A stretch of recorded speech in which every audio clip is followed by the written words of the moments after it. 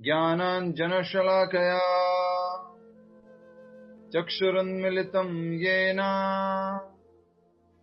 तस्मै श्रीगुरवे नमः। नमो विष्णुपादाय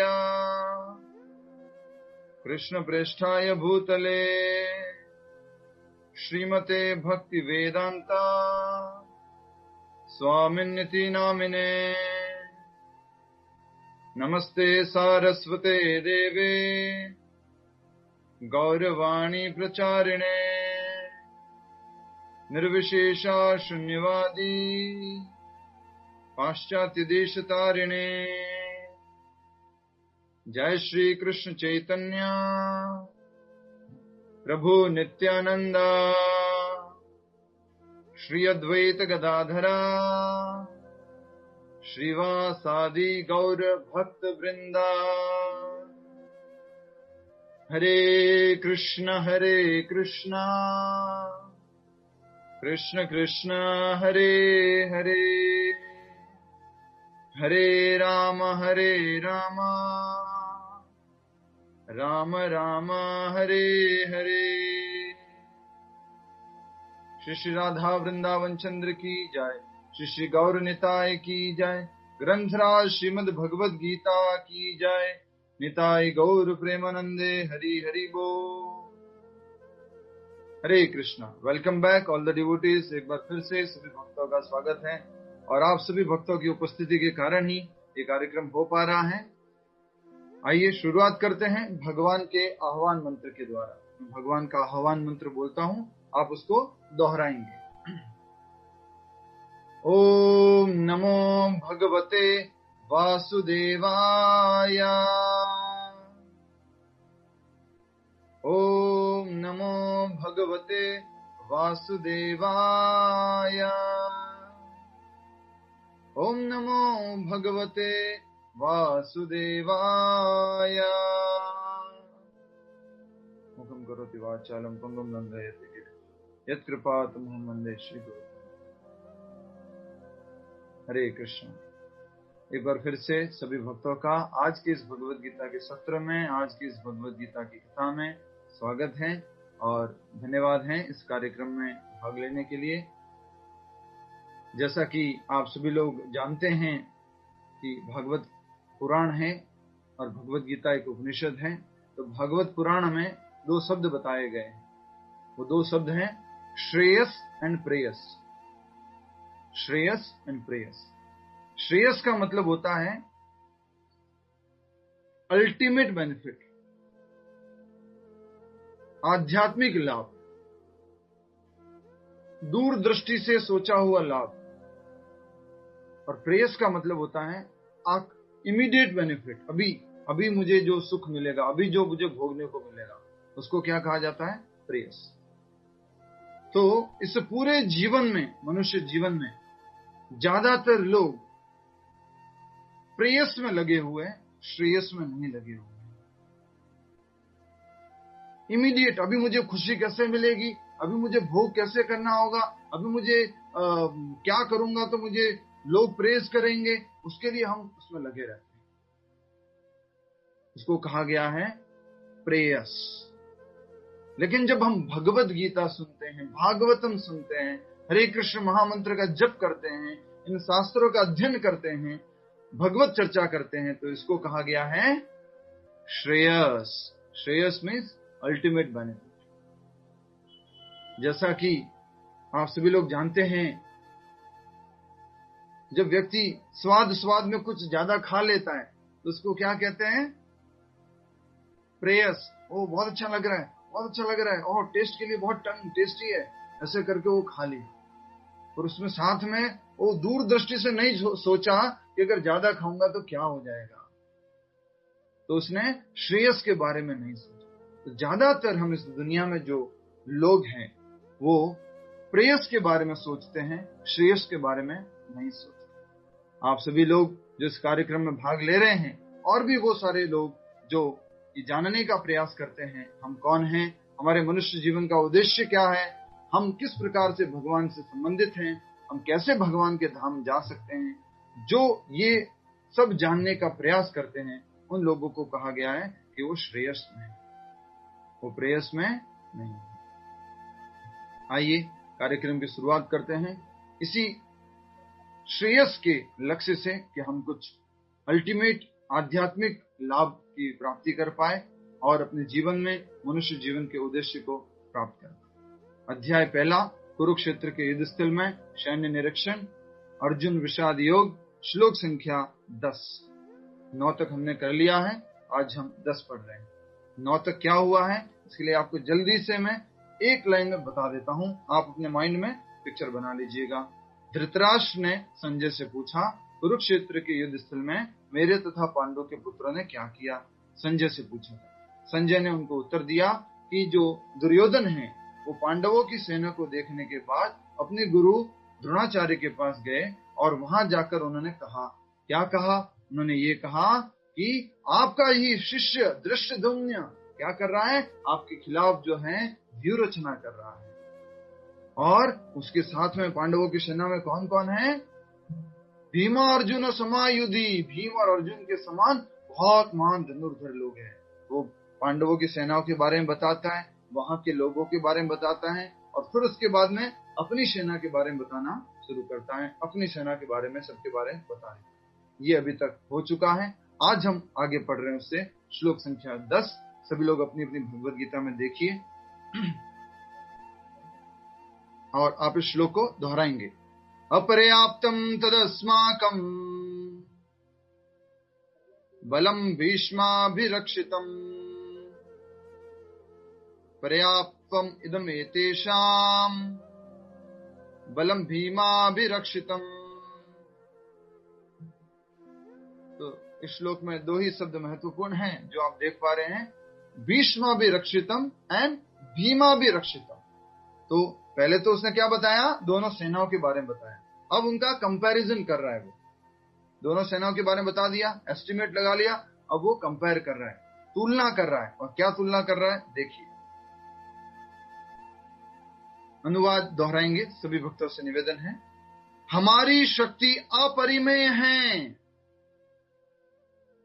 और हम सब पितामह द्वारा भली भांति संरक्षित हैं, जबकि पांडवों की शक्ति भीम द्वारा भली भांति संरक्षित होकर भी सीमित है।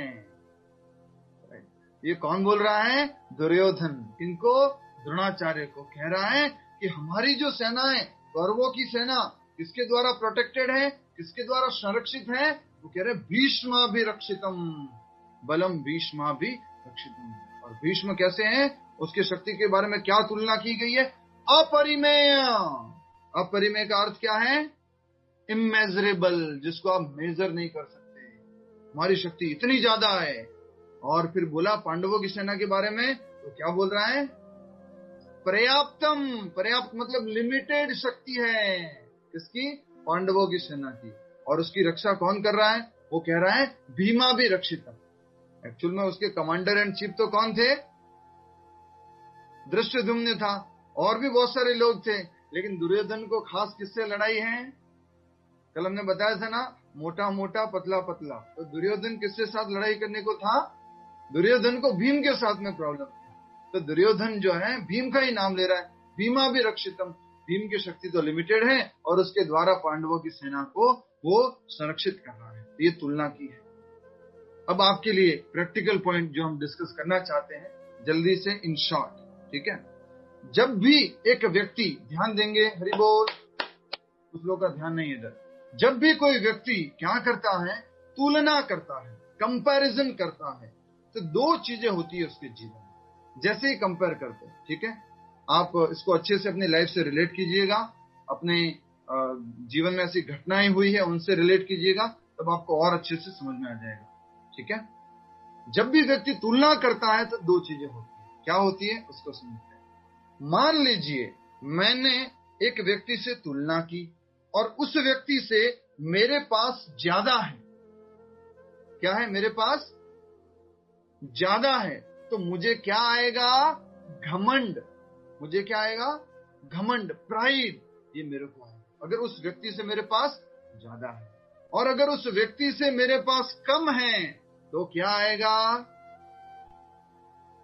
ईर्ष्या, द्वेष। होता है कि नहीं होता? ये कंपैरिजन का परिणाम है। इसलिए कभी भी जीवन में तुलना नहीं करनी चाहिए, जीवन में कंपेयर नहीं करना चाहिए। इस बात को हमने अच्छे से ध्यान रखना है। बहुत तुलना करते हैं हम, बहुत। मान लीजिए आप 5, 6, 10 लोग एक ग्रुप में हैं, कहीं पर गए हुए हैं और आपके पास कुछ लेटेस्ट टेक्नोलॉजी है या आपके पास कोई लेटेस्ट डिवाइस है, मोबाइल है, तो आप क्या करते हैं? तुरंत अपनी जेब से निकालते हैं, बैग से निकालते हैं और सबके सामने उसको प्रदर्शित करने की कोशिश करते हैं। और उससे आपसे क्या फील करना चाहते हैं कि इन सबके पास मेरे से थोड़ा कम कैटेगरी का है, मेरे पास ज्यादा का है, तो अपने आप में प्राइड, घमंड का अनुभव करते हैं। और किसी से कम है तो क्या आ जाती है? ईर्ष्या। इसके पास ज्यादा क्यों है, इसके पास इतना क्यों हो गया, मेरे पास क्यों नहीं है? बहुत ज्यादा हमें ईर्ष्या आने लग जाती है। इसलिए खास करके कहा गया है कि कभी भी हमें ऐसी तुलना जो है नहीं करनी चाहिए। और इसी तुलना के कारण, कंपैरिजन के कारण अपने जीवन में दुख आता है। इसलिए हमें ध्यान रखना है कि जैसा ये दुर्योधन ने तुलना की है, ऐसी तुलना करने की जरूरत नहीं है। अपनी डे टू डे लाइफ में एक तुलना शब्द का उपयोग बता रहे हैं। आगे बढ़ते हैं तात्पर्य की तरफ। इसमें और भी ज्यादा डिटेल है, अगर एग्जाम्पल के थ्रू समझना चाहें, लेकिन हम आगे बढ़ेंगे तात्पर्य से। तात्पर्य श्रील प्रभुपाद द्वारा। श्रील प्रभुपाद की जय। सभी लोग अपनी अपनी भगवत गीता में देखेंगे तात्पर्य। यहां पर दुर्योधन ने तुलनात्मक शक्ति का अनुमान प्रस्तुत किया है। वह सोचता है कि अत्यंत अनुभवी सेना नायक भीष्म पितामह के द्वारा विशेष रूप से संरक्षित होने के कारण उसकी सशस्त्र सेनाओं की शक्ति अपरिमेय है। उसने अपनी सेना के बारे में क्या बोला है? अपरिमेय, अपर्याप्तम तदस्माकम। पर्याप्त नहीं है हमारी सेना अपर्याप्त, मतलब अनलिमिटेड शक्ति है हमारे पास। और खास करके किसका सहयोग लेके बोल रहा है दुर्योधन? भीष्म पितामह का। ठीक है। दूसरी ओर पांडवों की सेना सीमित है क्योंकि उनकी सुरक्षा एक कम अनुभवी नायक भीम द्वारा की जा रही है, जो भीष्म की तुलना में नगण्य है। तो कहना चाह रहा है कि भीष्म के सामने ये भीम क्या है? भीष्म तो इतने बड़े राजा है, इतने बड़े वॉरियर है। ये भीम अभी इसको तो बड़ा किया है, पाला पोसा है, उसको भीष्म ने शिक्षा दी है, ये क्या है भीष्म के सामने? ऐसा करके वो तुलना कर रहे हैं। हम भी अपने जीवन में कई बार तुलना करते हैं और लोगों को थोड़ा नीचे की दृष्टि से देखते हैं। अगर हमारे पास ज्यादा है तो क्या है इसके पास, क्या है तुम्हारे पास, ऐसा करके बोलते हैं कि नहीं बोलते? और खास करके ये जो मीडिया, ये हमारा सोशल मीडिया है या फिर हमारा ये जो टीवी है, इसके माध्यम से ऐसी ही सारी चीजें प्रस्तुत की जाती हैं। और बड़ों में तो छोड़िए, आजकल बचपन से ही बच्चे ही कंपेयर करना सीख गए हैं। उनको इस तरह से संस्कार इसी तरह के मिल गए। बच्चे बचपन से कंपेयर करना शुरू कर देते हैं और बच्चे एक दूसरे से बात भी करते हैं। हमारे पापा, मेरे पापा के पास मालूम है ऑडी है, तुम्हारे पापा के पास क्या है? मेरे पापा के पास मर्सिडीज है, तुम्हारे पापा के पास क्या है? ऐसे करके वो तुलनात्मक अध्ययन चालू कर देते हैं। तो ये कंपैरिजन बिल्कुल भी अच्छा नहीं है। इसलिए यहाँ पर कहा जा रहा है भीष्म जो है अपरिमेय शक्ति वाले हैं कौरवों की तरफ, और भीम जो है परिमेय शक्ति, लिमिटेड एनर्जी, लिमिटेड स्ट्रेंथ वाले जो है वो पांडवों की तरफ है। ये तुलनात्मक अध्ययन कर रहे हैं। कौन? दुर्योधन। दुर्योधन सदैव भीम से ईर्ष्या करता था क्योंकि वह जानता था कि यदि उसकी मृत्यु कभी हुई तो वह भी भीम के द्वारा होगी। राइट? इसलिए बार बार वो किसका नाम ले रहा? शुरुआत में भीम के नाम से शुरुआत करता है। भीमा अर्जुन समायुधि भीमा भी रक्षितम। भीम से ही वो थोड़ा सा नाम ले रहा है बार बार। तो भीम से उसको डर लगता था कि अगर मृत्यु होगी तो भीम के द्वारा ही होगी। किंतु साथ ही उसे दृढ़ विश्वास था कि भीष्म की उपस्थिति में उसकी विजय निश्चित है, क्योंकि भीष्म कहीं अधिक उत्कृष्ट सेनापति हैं। वह युद्ध में विजयी होगा, यह उसका दृढ़ निश्चय था। तो भीष्म के साथ होने के कारण उसको ये बहुत ज्यादा एक विश्वास भी था कि हमारी ही विजय होगी, क्योंकि भीष्म से कोई लड़ाई नहीं कर सकता था। भीष्म बहुत ताकतवर थे, उनकी शक्ति बहुत ज्यादा थी, और उनके अखंड ब्रह्मचर्य के व्रत के कारण और ज्यादा उनमें शक्ति थी, और ज्यादा ताकत थी। इसलिए ऐसा कहा जाता है, भीष्म को युद्ध करके तो कोई मार नहीं सकता। भीष्म को कैसे मार सकता था? कोई छल से ही मार सकता था। तो आइए हम आगे समझते हैं कि भीष्म की मृत्यु, महाभारत में कौन भीष्म की मृत्यु का कारण बनता है। तो हमने कल कहां तक समझा था महाभारत से? शीतल जी बताएंगे, कल हमने महाभारत में कहां तक समझा था? माइक अनम्यूट करके बोलिए। यस, अनम्यूट कीजिए। हाँ, हरे कृष्णा, हरि बोल। नॉट एबल टू लिसन, कुछ प्रॉब्लम है? ठीक है, अब बोलिए, आ रही आवाज? हरे कृष्ण। हरे कृष्णा। सर कल नहीं थी मैं क्लास में। कल थे ही नहीं आप? अच्छा, रिकॉर्डिंग नहीं सुनी फिर आपने। ठीक है, तो कल हमने समझा था कि सत्यवती और शांतनु से 2 पुत्र हुए, और वो 2 पुत्र कौन थे? विचित्रवीर्य और चित्रांगदा। विचित्रवीर्य और चित्रांगदा, ये 2 पुत्र हैं। और अब जो है विचित्रवीर्य और चित्रांगदा की शादी की बात थी। तो पहले क्या सिस्टम था? शादी के लिए ऐसा नहीं था कि वो लड़का लड़की एक दूसरे को पसंद कर देते थे और फिर आपस में शादी हो जाती थी। ऐसा कुछ फॉर्मल ऐसा सिस्टम नहीं था। अभी तो गवर्नमेंट के द्वारा भी ऑथराइज्ड है, पहले ऐसा इस प्रकार से पूरी तरह से नहीं था। तो भीष्म पितामह जाते हैं, और भीष्म पितामह एक राज्य में जाकर के वहां से 3 जो राजकुमारियां होती हैं उनको लेके आते हैं। अंबा, अंबे और अंबालिका, इन तीनों को लेके आते हैं। उसमें से एक राजकुमारी जो थी वो किसी से थोड़ा सा जानकारी रखती थी, किसी से प्रेम करती थी वो राजकुमारी। भीष्म लेके आ गए और उनकी शादी की किससे बात होगी? विचित्रवीर्य और चित्रांगदा से। तो जो एक राजकुमारी जो प्रेम करती थी उसने क्या बोला?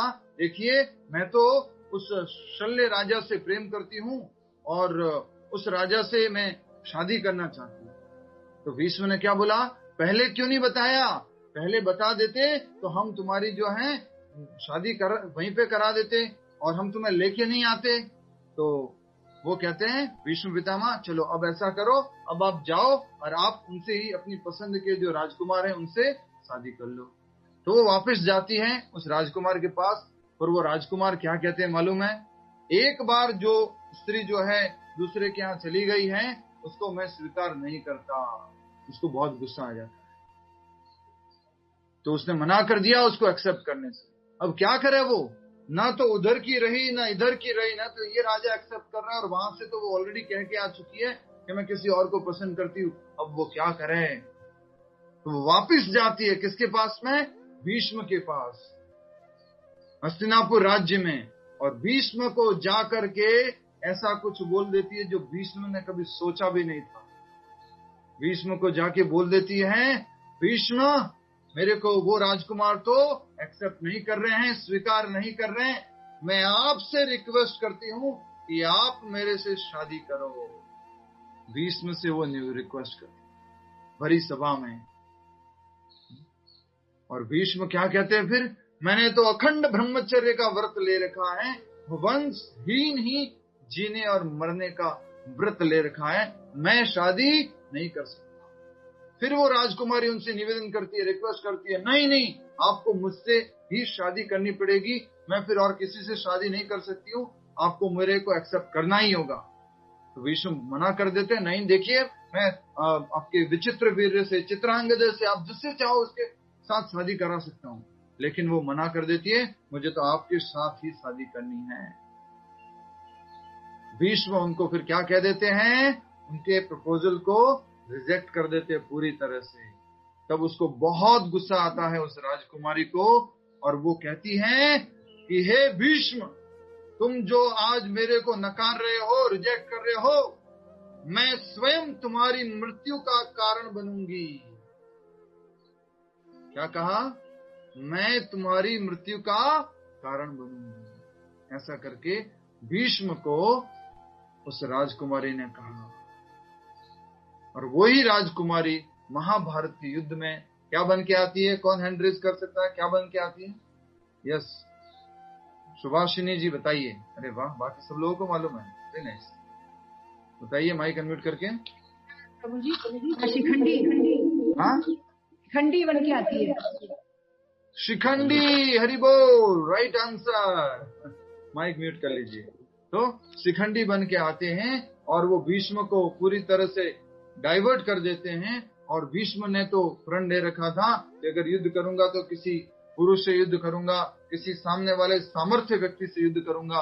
और वो उस प्रकार से बीच में आती है और वो भीष्म जो है उनकी मृत्यु में एक वो क्या कह सकते हैं कारण बनती है, जैसा उसने भीष्म को बोला था।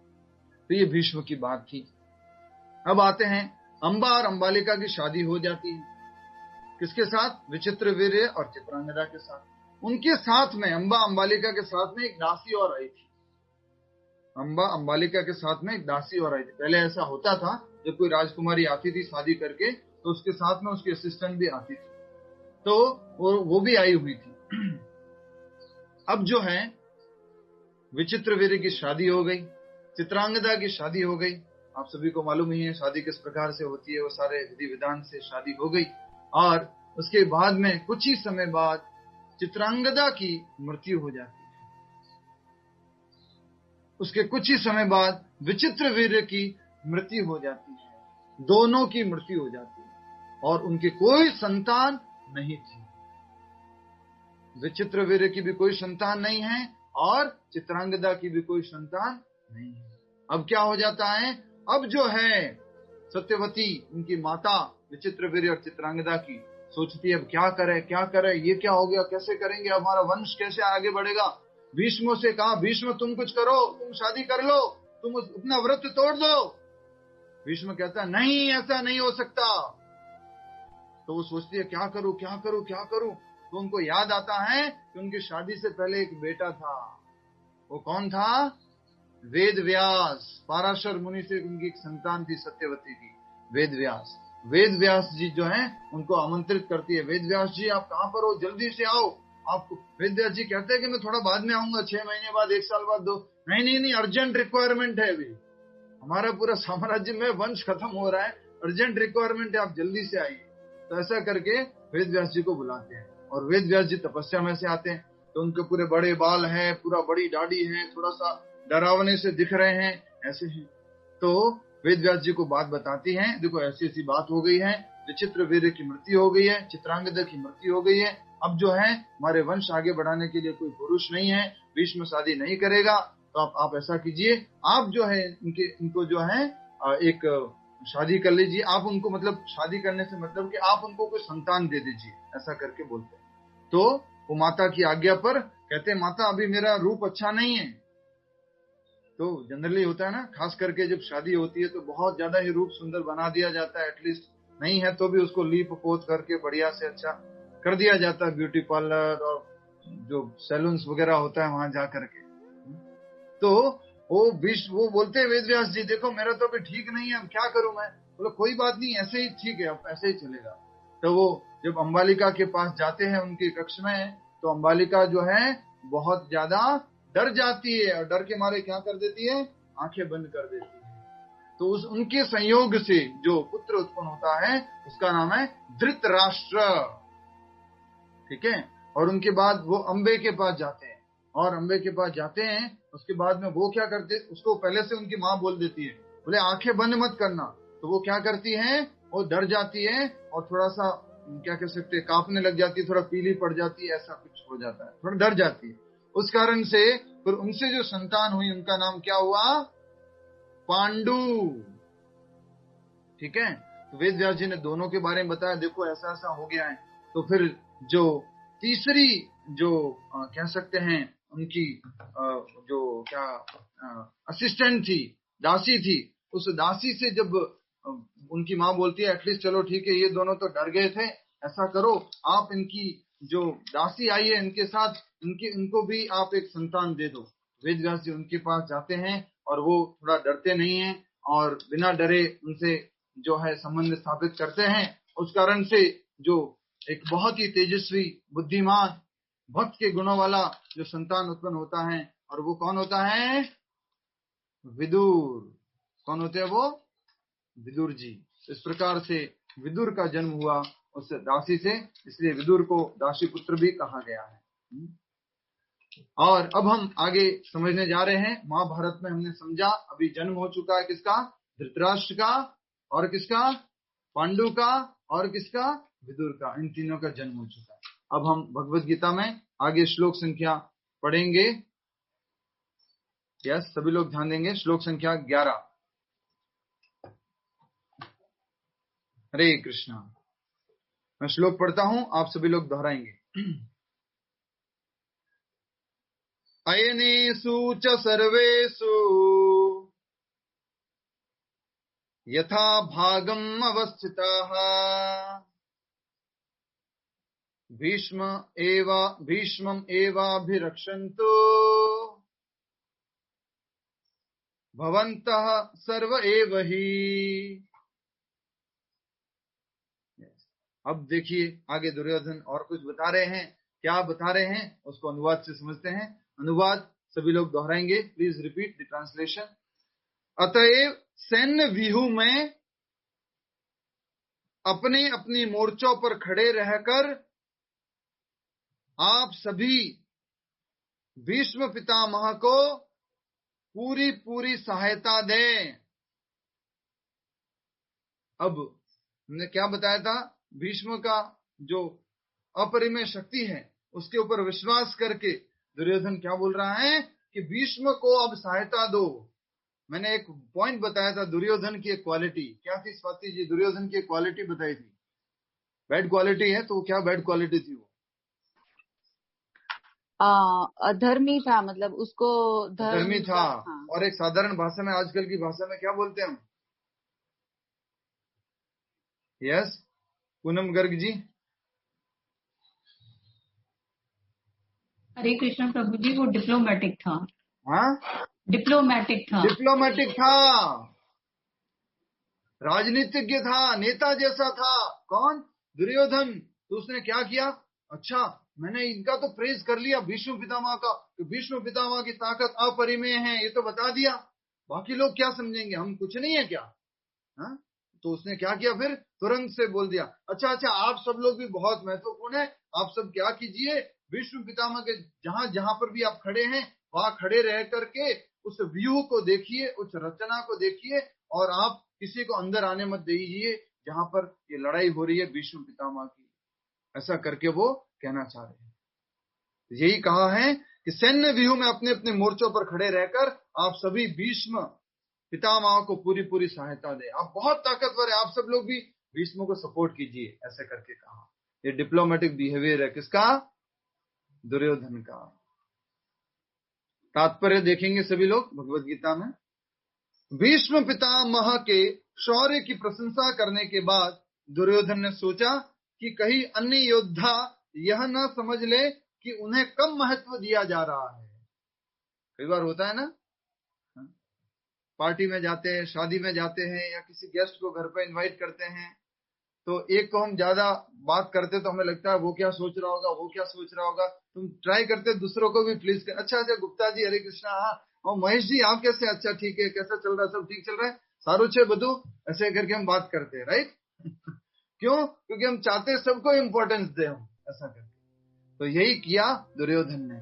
और आगे बता रहे हैं, अतः दुर्योधन ने अपने सहज कूटनीतिक ढंग से, राजनीति को बताया गया है कूटनीतिक ढंग, या डिप्लोमेसी को बताया गया कूटनीति। ठीक है, डिप्लोमेसी को क्या बताया गया? कूटनीति। कूटनीतिक ढंग से स्थिति संभालने के उद्देश्य से उपयुक्त शब्द कहे। उसने बलपूर्वक कहा कि भीष्मदेव निसंदेह महानतम योद्धा है, किंतु अब वे वृद्ध हो चुके हैं। होता है कि नहीं होता ऐसा? मुंह में राम बगल में क्या बोलते हैं, मुंह में राम बगल में चूरी। जब सामने खड़े हैं, अच्छा हाँ बाघ सिंह जी आप तो बहुत महान है, आप तो बहुत अच्छे हैं, आप तो बहुत दयालु है, आप तो बहुत सबको कृपा करते रहते, सबको मदद करते रहते हैं। जैसे ही घर से बाहर निकले, ये आदमी देखो, हाँ इतना उम्र हो गया है, अभी भी अपने कुछ भक्ति नहीं करता है, या आसक्त नहीं है, या ऐसा हमें मदद नहीं करता है। मुंह में सामने कुछ बोलना और पीछे से कुछ बोलना, ये हम सब के अंदर है, ये हम सब के अंदर है। कौन कौन है जिनके अंदर नहीं है, हाथ खड़ा कीजिए। हम सब के अंदर है, किसी के अंदर इतना है, किसी के अंदर इतना है, किसी के अंदर इतना है, और किसी के अंदर इतना है, सबके अंदर है। खास करके लेडीज लोगों में होता है। 2-4 लेडीज खड़ी हैं, अचानक से कोई चौथी पांचवी लेडी की एंट्री हो जाती है, तो मुंह पर पे तो बोलेंगे, oh you are looking so nice, beautiful, nice sari कहाँ से ली, और ये गले का हार तो बहुत सुंदर लग रहा है, वेरी, ओह अच्छा आपके पास बैग, हैंडबैग तो बहुत ही सुंदर है, ब्रांडेड लग रहा है।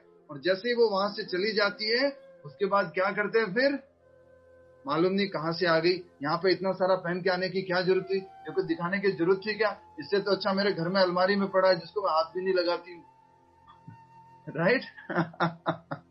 तो ये जो है हम सब के अंदर है, इसको कलयुग का एक लक्षण बोला गया है। कलयुग का एक लक्षण है, उसको क्या कहा गया है, दोगलापन। बोलिए अपनी भाषा में इशारा करके बोलिए, सभी लोग इशारा कीजिए, दोगलापन, ड्यूअल नेचर, आगे कुछ पीछे कुछ। हम आप लोगों के घर पे आ गए, मान लीजिए हम आप लोगों के घर पे आ गए, तो आप लोग करते हैं, हरे कृष्णा प्रभु जी, welcome, very nice to see you, क्या हमारे भाग्य खुल गए, आप लोग आ गए, अच्छा। फिर संकीर्तन वगैरह कर लिया, सब कुछ हो गया, उसके बाद में प्रसाद भी हो गया, फिर जा रहे हैं, प्रभु जी बहुत बहुत धन्यवाद आप आए, बहुत अच्छा लगा हमें, हमारे ऊपर तो कृपा हो गई है, संकीर्तन हो गया, जाप हो गया, और आपने हमारे घर पे प्रसाद लिया, हमारे तो भाग्य खुल गए। और जैसे ही प्रभु जी गए, उसके बाद मालूम नहीं इतना टाइम क्यों रुकते हैं ये लोग, और आते हैं तो प्रसाद खा के ही जाते हैं। ऐसा नहीं है कि ऐसा बोल दे चलो ठीक है प्रसाद नहीं लेंगे, आएंगे और बढ़िया से प्रसाद खाएंगे और जाएंगे। तो ये क्या होता है, डिप्लोमेसी, दोगलापन। जस्ट उदाहरण दे रहा हूं, हम सभी के अंदर किसी न किसी के प्रति इतना या इतना या इतना या इतना है, सबके अंदर, ये सबके अंदर है। और भक्ति के अभ्यास के द्वारा, हरे कृष्ण महामंत्र के जाप के द्वारा, ये अगर इतना है तो धीरे धीरे इतना इतना इतना इतना इतना इतना ये कम होता जाता है, ठीक है। तो इसलिए अर्जुन का जो कूटनीतिक व्यवहार है उसको बताया गया है यहाँ पर। और वो क्या बोल रहा है पीछे से मालूम है, पहले तो बोल दिया भीष्म पितामह आप बहुत ताकतवर हैं, आपके द्वारा ये रक्षा हो रही है, सब कुछ उसको बता दिया। और बाद में वो इनडायरेक्टली क्या बोलना चाह रहा है, भीष्म पितामह अब वृद्ध हो चुके हैं, आप बुढ़े, सॉरी हरे कृष्ण। तो वो कह रहे हैं भीष्म पितामह आप वृद्ध हो चुके, ऐसा करके इनडायरेक्टली बोल रहे हैं। तो आप क्या करो, भीष्म पितामह वृद्ध हो चुके, अतः प्रत्येक सैनिक को चाहिए कि चारों ओर से उनकी सुरक्षा का विशेष ध्यान रखे। एक तरफ तो बोल रहे अपर्याप्तम तदस्माकम बलम भीष्माभिरक्षितम, बोले अपर्याप्तम, अपरिमेय, अनलिमिटेड बल है उसका भीष्म पितामह का। और दूसरी तरफ इनडायरेक्टली क्या बोल रहे हैं, वो बुढ़े हो चुके हैं, थोड़ा आप लोग ध्यान रखो उनका, वो कहीं चारों तरफ से उनको घेर करके रखो, उनका थोड़ा सुरक्षा दो, ऐसा करके बोल।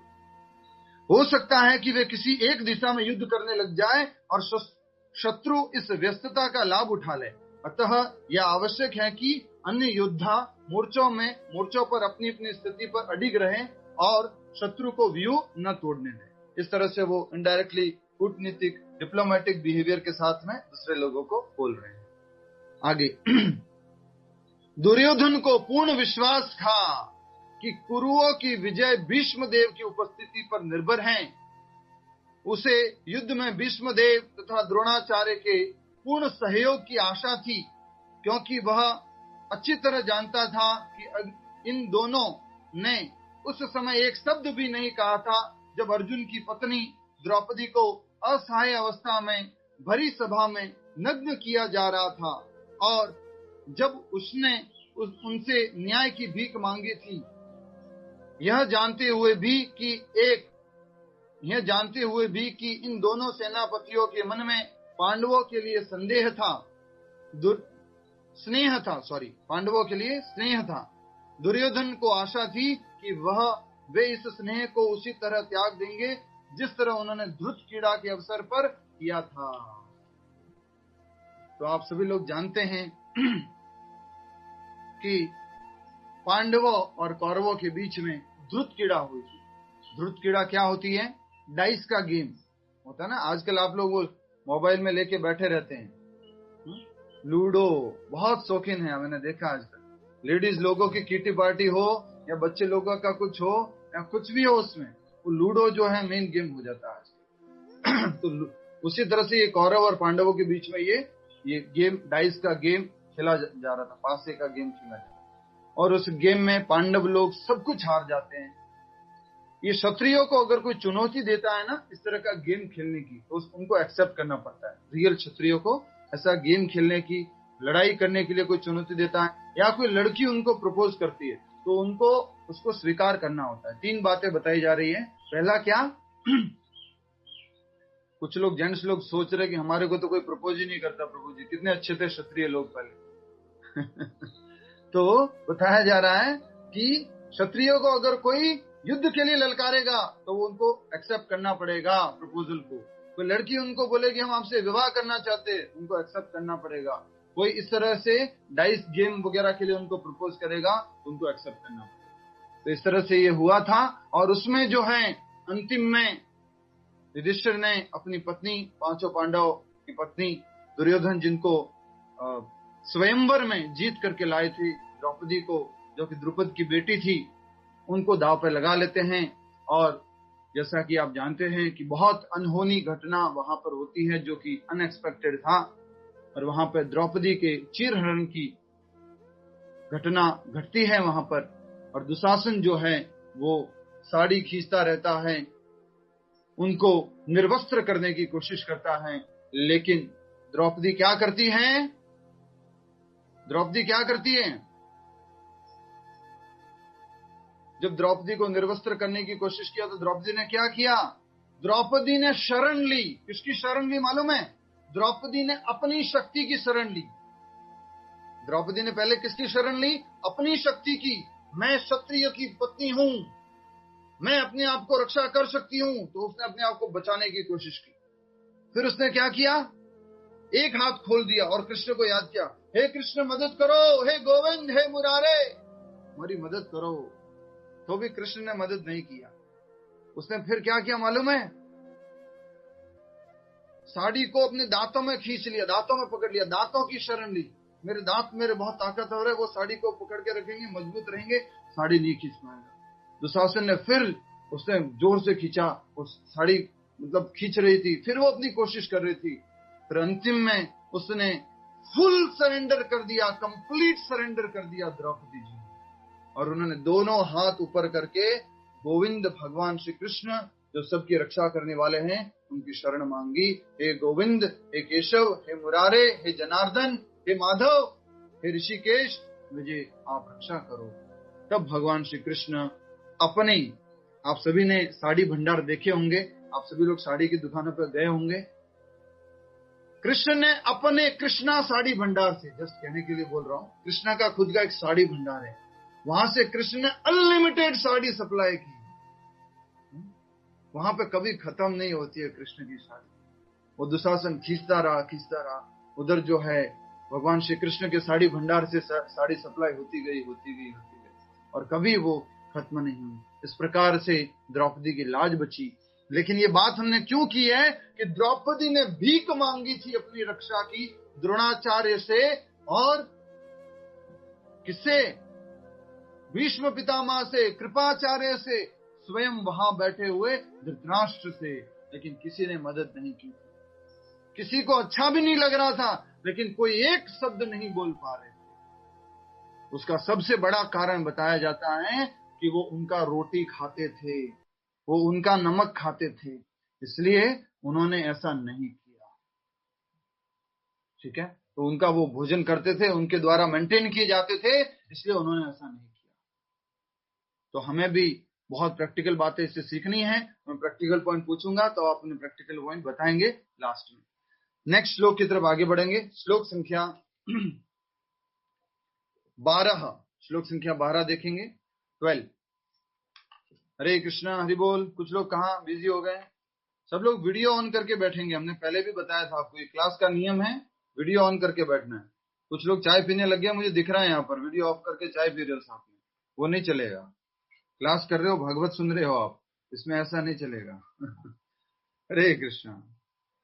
12वां नंबर का श्लोक। तस्य संजनयन् हर्षम कुरु वृद्धा पितामहः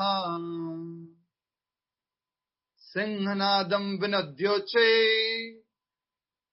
शंखम दद्मो प्रतापवान। बहुत ही अच्छी बात बताई जा रही है यहाँ पर, और कहा जा रहा है अब भीष्म ने आगे क्या किया। ठीक है, दुर्योधन ने सबको बता तो दिया कि अब भीष्म को आप चारों तरफ से ध्यान रखो। अब भीष्म क्या करते आगे देखिए। शंखम दद्मो प्रतापवान, उन्होंने शंख बजाया। कैसा शंख बजाया देखिए यहाँ पर। अनुवाद दोहराएंगे सभी लोग, सभी से निवेदन करता हूं कि दोहराना है, रिपीट करना है, श्लोक और अनुवाद दोहराएंगे। तब कुरु वंश के वयोवृद्ध परम प्रतापी एवं वृद्ध पितामह ने सिंह गर्जना की सी ध्वनि करने वाले अपने शंख को उच्च स्वर में बजाया, जिससे दुर्योधन को हर्ष हुआ। तो दुर्योधन को थोड़ा हर्ष देने के लिए, थोड़ा उत्साह देने के लिए भीष्म ने क्या किया? शंख बजाया। और कैसा शंख बजाया? बहुत ज्यादा सिंह सी गर्जना करने वाला, सिंह नादम विनद्योचे। रियल में तो सिंह गर्जना हम लोगों ने सुनी नहीं होगी, टीवी में सुनी होगी सिंह गर्जना, राइट? तो सिंह गर्जना करने वाला, जोर से, रोरिंग लाइक लायन, ही ब्लूड हिज कॉन्सेल, जोर से अपना शंख बजाया, और उससे जैसे ऐसे लग रहा था पूरे आकाश में ध्वनि चली गई हो, इतना जोर से शंख बजाया। अब हम तात्पर्य देखेंगे। तात्पर्य, कुरु वंश के वयोवृद्ध पितामह अपने पुत्र दुर्योधन का मनोभाव जान गए और उसके प्रति अपनी स्वाभाविक दयावश उन्होंने अपने उसे प्रसन्न करने के लिए अत्यंत उच्च स्वर में अपना शंख बजाया, जो उनकी सिंह के समान स्थिति के अनुरूप था। तो सिंह जैसे जोर से उन्होंने शंख बजाया, जैसे सिंह दहाड़ता है, जोर से रोरिंग करता है, वैसे उन्होंने अपना शंख बजाया। आगे, अप्रत्यक्ष रूप में शंख के द्वारा प्रतीकात्मक ढंग से उन्होंने अपने हताश पुत्र दुर्योधन को बता दिया कि उन्हें युद्ध में विजय की आशा नहीं है, क्योंकि दूसरे पक्ष में साक्षात भगवान श्री कृष्ण हैं। फिर भी युद्ध का मार्गदर्शन करना उनका कर्तव्य था और इस संबंध में वे कोई कसर नहीं रखेंगे। तो इनडायरेक्टली वो बताना चाह रहे हैं, जोर से शंख बजा करके, मैं जोर से शंख बजा दिया कि मैं किसी भी तरह से, तुम्हें ये नहीं लगना चाहिए कि मैं पक्षपात कर रहा हूं, क्या हम हार जाएंगे या हम कमजोर हैं, इसलिए उन्होंने जोर से शंख बजा करके उत्साहवर्धन किया। बचपन में कबड्डी खेली है आप लोगों ने? कबड्डी, खो खो खेली है किसी ने? खेली है? जब बाहर वाले जो खिलाड़ी होते थे अपने साथ वाले टीम के, वो क्या करते थे? जोर जोर से बोलते थे, भाग, जोर से भाग, जल्दी जल्दी, उसको कर, उसको, राइट? ऐसे ही यहाँ पर भी ये सिंह की गर्जना करके उत्साहित कर रहे, प्रोत्साहित कर रहे, किसको? दुर्योधन को। कई बार किसी गेम में मात्र कुछ बचा हुआ, थोड़ा सा समय बचा हुआ, थोड़ी सी अवधि है, तो सभी लोग फिर क्या करते हैं? यू कैन डू इट, और उस आदमी का जोर जोर से नाम बताना शुरू कर देते, जो भी नाम है उसका जोर जोर से नाम लेना शुरू कर देते, तो उसको ध्वनि के माध्यम से प्रोत्साहित करते हैं। अब हम इस बात को समझ रहे हैं श्लोक संख्या 13 के माध्यम से कि ध्वनि का प्रभाव क्या होता है। श्लोक संख्या 13 ध्वनि के बारे में और आगे बताया जा रहा है। ततः शंखाश्च भैर्यश्च पणवानका गोमुखाः सहसेवाभ्यहन्यन्ता सशब्दस्तु मूलो भवात्। अनुवाद दोहराएंगे। तत्पश्चात शंख, नगाड़े, बिगुल, तुरही तथा सिंह सहसा एक साथ बज उठे। वह समवेत स्वर्ग अत्यंत कोलाहलपूर्ण था। कुछ लोग कहते थे कि हमें समझ में नहीं आ रही है गीता, कुछ लोग कहते थे कि ये शब्द बहुत भारी है, लेकिन आशा करता हूं कि अब थोड़ा इजी हो गए आपके लिए सब। आशा करता हूं कि आप थोड़ा समझ में आ रहा है आप। तो अब क्या कह रहे हैं दुर्योधन? भीष्म ने तो शंख बजा दिया सिंह सी गर्जना वाला, अब साथ साथ किसने क्या किया? उनके साथ वाले लोग जो थे उन सब लोगों ने, आज भी आर्मी में बैंड होता है, किसको मालूम है? यस और नो? बैंड होता है कि नहीं होता आर्मी में? आर्मी में आज भी बैंड होता है। तो उसी तरह से पहले भी बैंड हुआ करता था। पहले भी उसमें फिर क्या क्या बजा रहे हैं वो? कोई शंख बजा रहे हैं, कोई नगाड़े बजा रहे हैं, कोई तुरही बजा रहे हैं, कोई बिगुल बजा रहा है, कोई सिंह बजा रहा है। एक साथ इतना ज्यादा ध्वनि हो गया कि पूरा टिमुल्टियस साउंड, कोलाहलपूर्ण ध्वनि हो गया पूरा जोर से, और सभी को उत्साह आ गया। Yes we can do it, ऐसा करके उनको पूरा उत्साह आ गया। तो एक तरफ से युद्ध की घोषणा हो चुकी है, पहला शंख जो है भीष्म पितामह बजा चुके हैं कौरवों की तरफ से।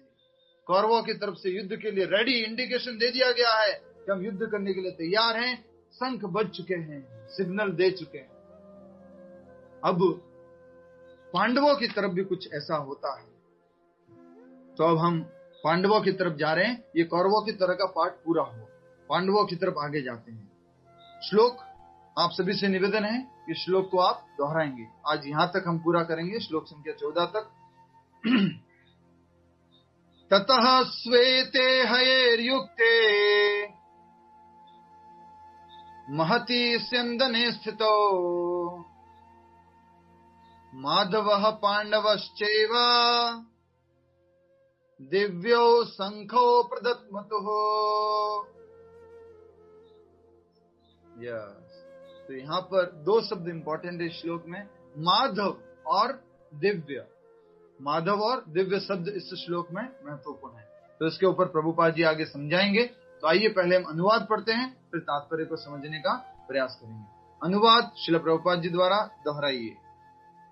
दूसरी ओर से श्वेत घोड़ों द्वारा खींचे जाने वाले विशाल रथ पर आसीन कृष्ण तथा अर्जुन ने अपने अपने दिव्य शंख बजाए। क्या कहा जा रहा है? ततः, ततः का मतलब तत्पश्चात, उसके पश्चात क्या हुआ? संजीव जी बताएंगे, संजीव जी, सोनी जी बताएंगे क्या हुआ आज के श्लोक में, क्या बताया गया अभी जो हमने पढ़ा। माइक अनम्यूट करके बोलिए संजीव जी, अभी क्या हुआ? अनुवाद पढ़िए आप बुक में से। माइक अनम्यूट कीजिए।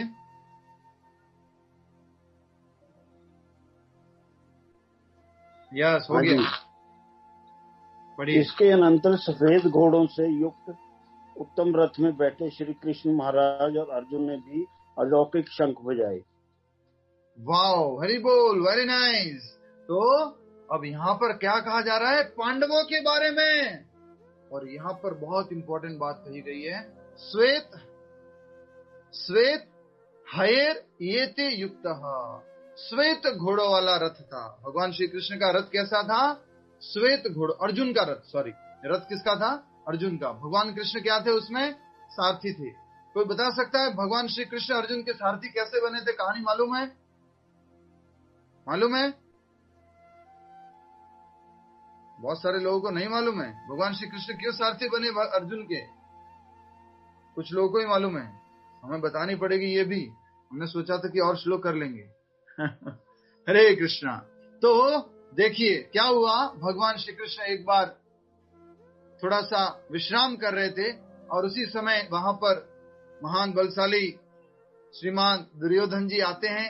और दुर्योधन जी आकर के, जैसा कि आप जानते हैं, वो उनके भगवान श्री कृष्ण के सिरहाने की तरफ, मतलब सिर की तरफ आके बैठ जाते हैं। दुर्योधन आके बैठ जाते हैं और थोड़ी देर बाद कौन आते हैं? महान धनुर्धर अर्जुन आते हैं। और वो कहां पर आके बैठ जाते हैं? उनके चरणों की तरफ, भगवान के चरणों की तरफ। और जैसे ही भगवान उठते हैं तो सबसे पहले किसको देखते हैं? अर्जुन को देखते हैं और बोलते, अर्जुन तुम आए हुए? बोले हाँ। एकदम से वो बोलता है दुर्योधन, हाँ कृष्णा मैं भी आया हूँ।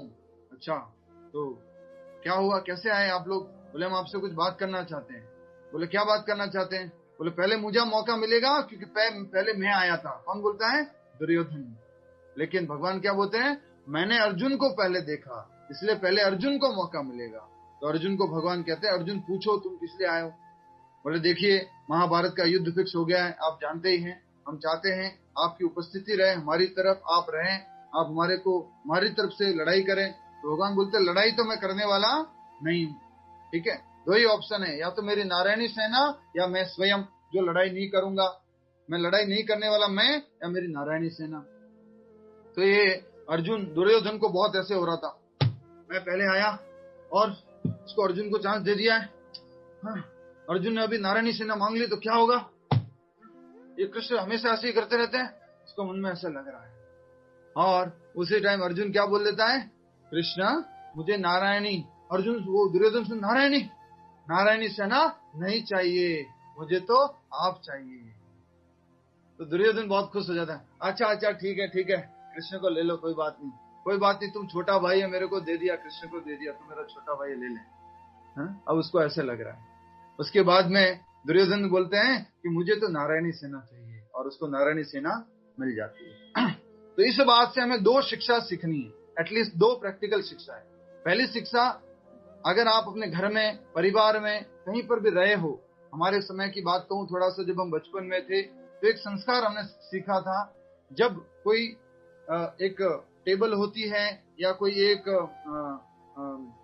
नीचे दरी में बैठ के जो भोजन करते थे या कुछ बेड लगा हुआ होता था, उस तकिया जो होता था, तकिए की तरफ का स्थान खाली छोड़ दिया जाता था। उस स्थान में जाके बड़े लोग ही बैठेंगे, उम्र में बड़े वाले लोग बैठेंगे। जो नीचे की तरफ का स्थान है वो बच्चों के लिए वगैरह है। ये संस्कार आप सभी को भी मिला होगा, हमें भी मिला था। तो एक अच्छा व्यक्ति, संस्कारवान व्यक्ति क्या करता है? वो चरणों में जाके बैठता है, नीचे की तरफ जाके। अर्जुन ने चरणों की तरफ बैठा, इसलिए कहा जाता है कि भगवान का भी जब दर्शन करते हो तो चरणों की तरफ से शुरू करना चाहिए और मुखार विंद की तरफ जाना चाहिए। और हम सब लोगों को क्या है? मुख देखने की तुरंत आदत है। तो आपको ये आदत डालनी होगी, जब भी आप भगवान के मंदिर जाएं तो आपको क्या करना है? भगवान के चरणों के दर्शन करने हैं, सबसे पहले चरणार विंद के दर्शन करने, और धीरे धीरे धीरे धीरे धीरे धीरे भगवान के मुखार विंद की तरफ जाना है। ये दर्शन करने का तरीका होता है। अच्छा, एक और तरीका बताना चाहता हूं मैं दर्शन करने का। इसके लिए आपको मेरे को देखना होगा। ठीक है, लोग दर्शन करने के लिए मंदिर जाते हैं और कैसे करते हैं मालूम है? भगवान के सामने चले गए, हाथ जोड़ दिए, कैसे? एकदम टाइट।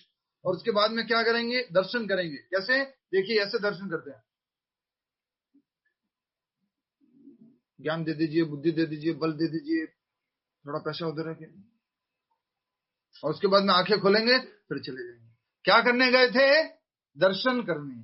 और दर्शन कैसे कर रहे हैं? आंखें बंद करके। बहुत सारे लोग ये गलती करते हैं। अरे भैया, दर्शन करने गए हो तो भगवान को निहारो अच्छे से, चरणों से उनके मुखार विंद की तरफ जाओ, एक एक चीज को अच्छे से देखो और अपनी आंखों के माध्यम से अपने को अंदर लो।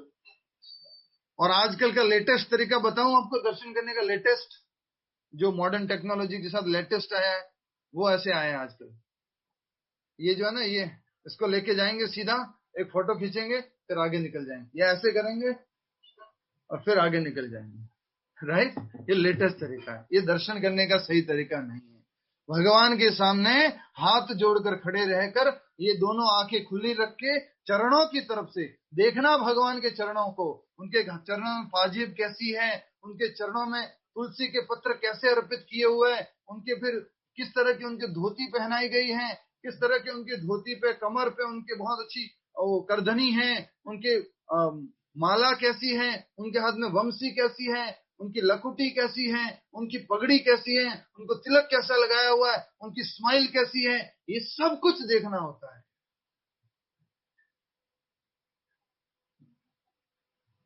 ये सब हम जो जवान लड़का लड़की लोग एक दूसरे में देखते हैं अच्छे से कि you are so cute, your smile is so nice, looking so handsome, you are dashing, you are so dude, ऐसे ऐसे करके कुछ कुछ बोलते हैं हम।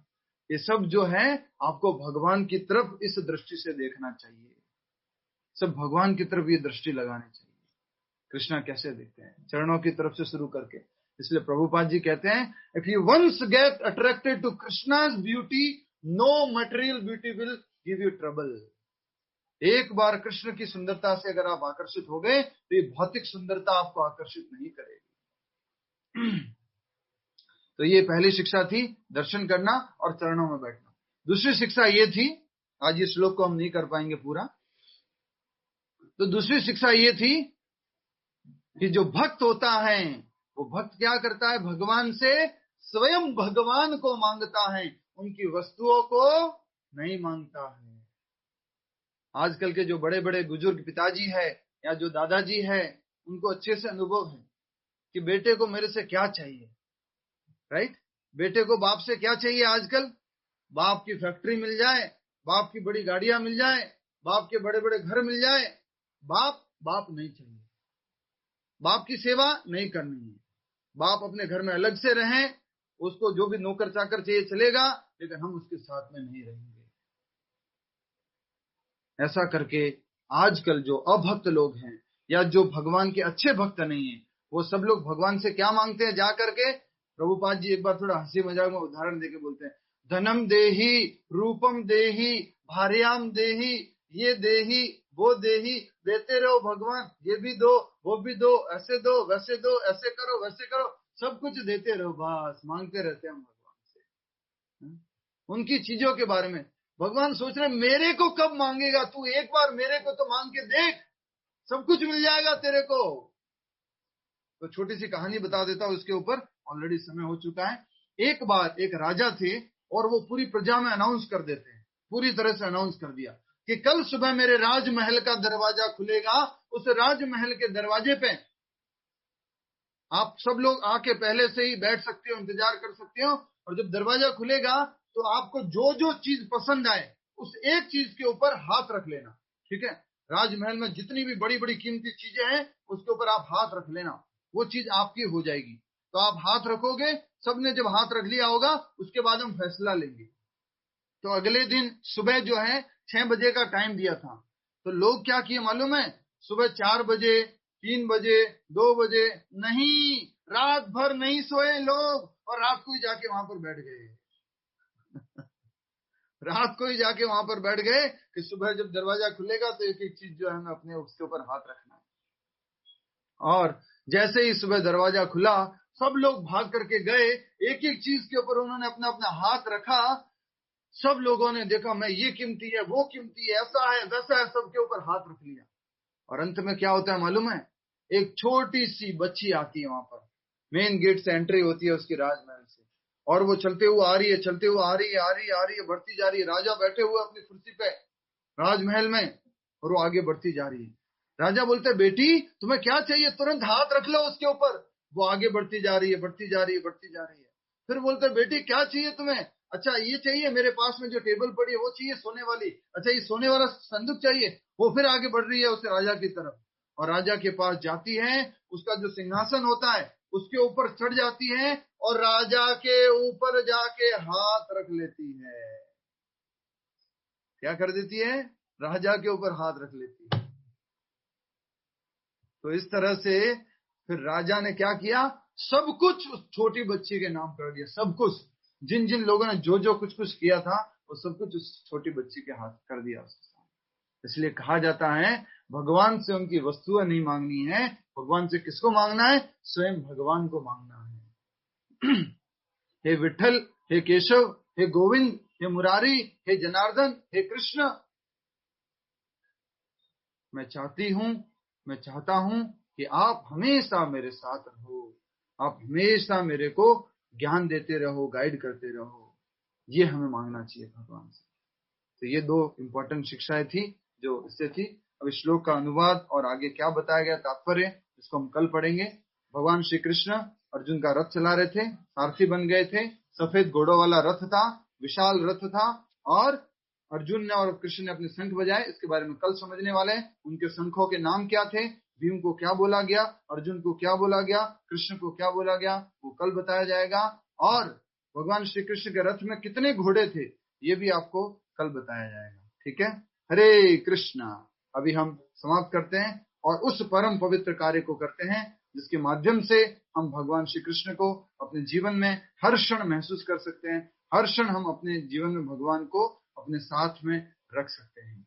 आइए अपनी अपनी जप माला ले लीजिए, चैंटिंग माला। All together we will chant now together. सभी लोग साथ में जाप करेंगे। उसके बाद में आपका कोई प्रश्न होगा, आपका कोई सुझाव होगा या प्रैक्टिकल पॉइंट जो हमने सीखे उसको हम डिस्कस करेंगे। ठीक है, स्टार्ट। प्रार्थना मंत्र बोलेंगे, आप सभी लोग दोहराएंगे।